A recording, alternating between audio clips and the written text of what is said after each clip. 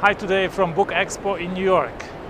If you want to learn something, learn always from the best. In business, the best entrepreneurs are the billionaires, the people with the highest net worth, the self-made billionaires who went from zero to billions in one lifespan.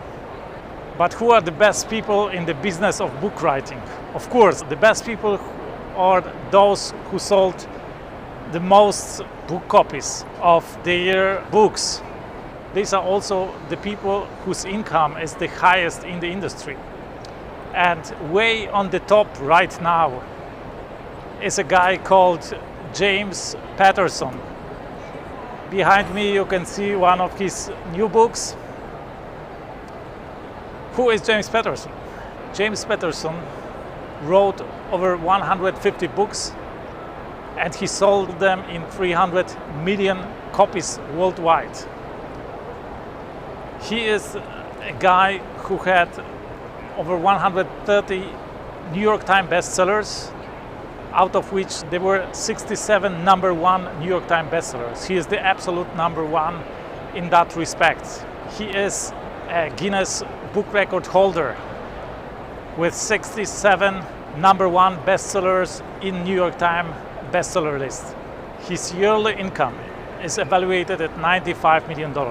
So if you want to become a really successful author, you should learn from this guy. And today you will have the opportunity to meet this guy with me and he will answer some of our questions. So please welcome with me today James Patterson, the most successful author in the world right now.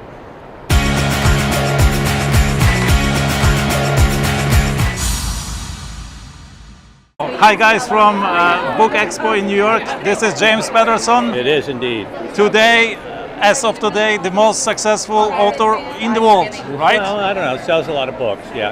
And today's my birthday too. Let's keep going. It's your birthday. Happy birthday, James. Thank you. So, you are very passionate about encouraging people to read more books. Yeah, especially kids. Why do you think it is important to read books? Look, I mean, our thinking gets broader. We become ultimately better spouses, better citizens. I mean, we need better citizens in the United States. We get to be smarter voters, all sorts of things. And if kids don't become good readers, how are they going to get through high school and how are they going to get into college? You can't go to college unless you're a good reader. Right. What's the best advice you have gotten in your life? I mean, you are really a very successful person. The best advice was from my grandmother, and she said, "You're not going to play basketball in the national NBA. You're too little." So know your strengths, so to say, right? No, don't play basketball in the NBA. Know your weakness, I guess, maybe. So were you good at school already in writing? You want to have a plan and you want to have a backup plan. You want to have a dream and you want to have a backup dream.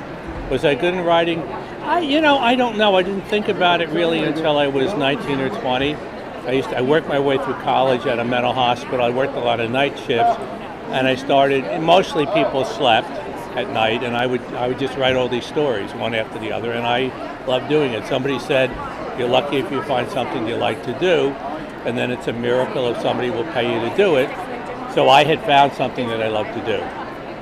Okay, so who gave you this advice? Who told you that?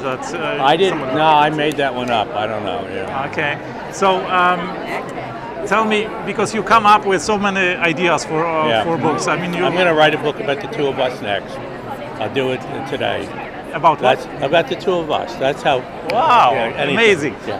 Can you give us a trick, your favorite trick about creativity? What do you do to inspire or to?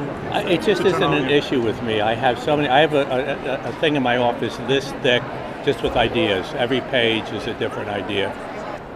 I hope you liked that interview, and if you want to learn more about the thinking of the most successful people, subscribe here. And here you will find one of my best videos.